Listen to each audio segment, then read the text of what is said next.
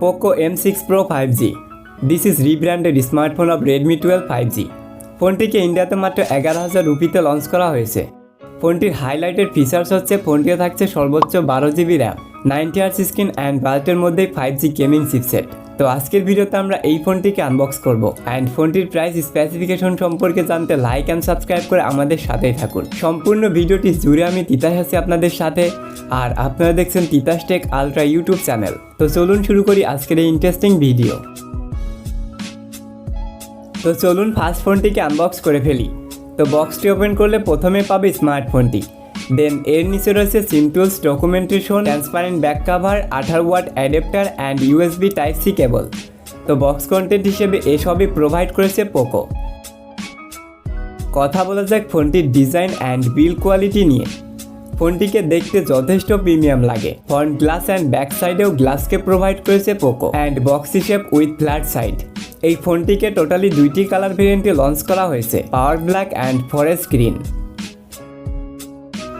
ফোনটির ports and বাটনের কথা বলতে গেলে নিচের সাইডে রয়েছে microphone, USB Type-C port and speaker grille. Left সাইডে রয়েছে সিম ট্রে, যেখানে 2 SIM plus 1 SD card install করতে পারবে। উপরের সাইডে রয়েছে 3.5mm audio jack and infrared sensor. এবং ফোনটির রাইট সাইডে রয়েছে ভলিউম রোকার অ্যান্ড পাওয়ার বাটন, এবং এটি ফিজিক্যাল ফিঙ্গারপ্রিন্ট সেন্সর হিসেবে কাজ করবে, যেটি যথেষ্ট ফাস্ট অ্যান্ড অ্যাকুরেট। তো এবার কথা বলা যাক ফোনটির ডিসপ্লে সেকশনকে নিয়ে। ফোনটির ডিসপ্লে সেকশনে থাকছে 6.79 ইঞ্চের একটি IPS LCD প্যানেল, যার রেজুলেশন ফুল HD প্লাস, অর্থাৎ 2460x1080 পিক্সেল। সে সাথে এই ডিসপ্লেতে থাকছে 90Hz এর refresh rate, 16 million colour, 396 PPI density, 20:9 aspect ratio and 85.1% screen to body ratio. এবং এই ডিসপ্লেতে রয়েছে 550 নিটসের পিক ব্রাইটনেস। ডিসপ্লেটিকে প্রোটেকশন করছে কর্নিং গরিলা গ্লাস 5 এবং টপ সেন্টার পজিশনে রয়েছে একটি সিঙ্গেল পাঞ্চল সেলফি ক্যামেরা। তো আমার মতে বাজেট অনুসারে ডিসপ্লেটি একদমই ঠিকঠাক রয়েছে। কথা বলা যাক ফোনটির প্রসেসর সেকশনকে নিয়ে।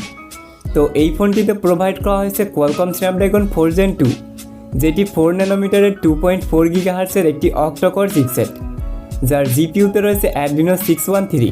এই ফোনটিকে টোটালি দুইটি ভেরিয়েন্টে লঞ্চ করা হয়েছে, 464 অ্যান্ড 6128GB ভেরিয়েন্ট। র্যাম টাইপটি হচ্ছে LPDDR4X অ্যান্ড স্টোরেজ টাইপটি হচ্ছে UFS 2.2।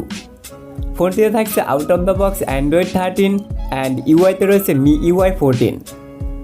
তো এই প্রসেসরটির কথা বলতে গেলে এটি যথেষ্ট ক্যাপাবল একটি প্রসেসর।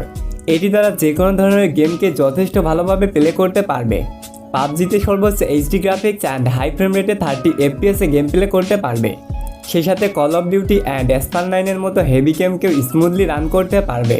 এবং ফ্রি ফায়ারের কথা বলতে গেলে এখানে আরও একটু বেটার কোয়ালিটির গ্রাফিক্সকে পেয়ে যাবে। ফ্রি ফায়ারে সর্বোচ্চ ultra graphics and high frame রেটে গেম প্লে করতে পারবে। গেম প্লে যথেষ্ট স্মুথ ছিল। সেই সাথে ফোনটির হিটিং ইস্যুর কথা বলতে গেলে 6nm এর প্রসেসর হয় তেমন একটা হিট হয় না। তো আমার মতে ফোনটির প্রসেসর সেকশন একদমই ঠিকঠাক রয়েছে। কথা বলা যাক ফোনটির ক্যামেরা সেকশনকে নিয়ে। এই ফোনটির রিয়ার প্যানেলে রয়েছে ডুয়েল ক্যামেরা সেটআপ উইথ একটি LED ফ্ল্যাশ লাইট, যার মেইন ক্যামেরাটি হচ্ছে 50 মেগাপিক্সেল অ্যান্ড 2 মেগাপিক্সেলের একটি ইউজলেস সেন্সর। ফ্রন্টে রয়েছে 8 মেগাপিক্সেলের একটি সেলফি ক্যামেরা। এই ফোনটি দ্বারা সর্বোচ্চ ভিডিও রেকর্ড করতে পারবে 1080p অ্যান্ড 30 FPS পার সেকেন্ডে, তবে থাকছে না কোনো প্রকার ভিডিও স্টেবিলাইজ করার মতো ব্যবস্থা। আর মেইন ক্যামেরা 50 মেগাপিক্সেলের কথা বলতে গেলে এটি দ্বারা ডে লাইট বা প্রপার লাইট কন্ডিশনে যথেষ্ট কোয়ালিটিফুল পিকচারগুলোকে ক্যাপচার করতে পারবে। সে সাথে এই ফোনটির লো লাইট পিকচার কোয়ালিটিও যথেষ্ট ভালো। তো আমার মতে ফোনটির ক্যামেরা সেকশন একদমই ঠিকঠাক রয়েছে। সেই সাথে এই ফোনটিতে থাকছে 5000 mAh একটি হিউজ ব্যাটারি অ্যান্ড 18 ওয়াটের একটি ফাস্ট চার্জার।